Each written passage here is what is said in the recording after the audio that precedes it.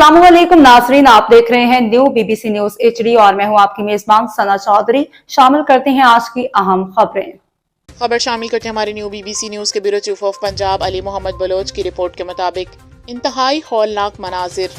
गोजरा की अदालत में जो मंजर देखने को मिला वो सिर्फ एक मुकदमा नहीं था, ये टूटते घरों का नोहा था। उमर नामी नन्हा बच्चा जिसे अदालत ने फैसले के मुताबिक वालदा के हवाले कर दिया, जो कि समुद्री की रिहायशी हैं, इस वक्त फूट फूट कर रोने लगा। बच्चा बाप की टांगों से लिपट कर चीख रहा था, पापा मुझे अपने साथ ले जाए वरना मैं अपना सर फाड़ लूंगा। अदालत की दीवारें संभल गईं, मगर ये आवाज़ सुनकर इंसान का दिल भी पिघल जाए।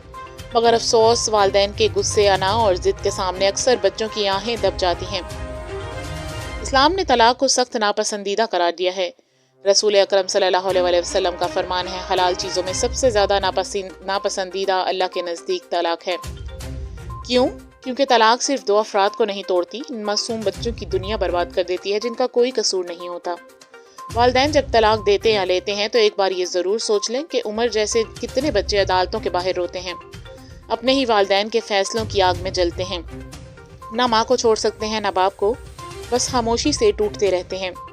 खुदारा तलाक आखिरी हल है, पहला नहीं। अगर कभी नागज़ीर हो भी जाए तो बच्चों के दिल, ज़हन, मुस्तकबिल और जज्बात को मत रोन दें। ये छोटे जिस्म रखते हैं लेकिन इनका दर्द बहुत बड़ा होता है। अल्लाह ताला हमारे घरों में मोहब्बत, सुकून और बर्दाश्त अता फरमाए।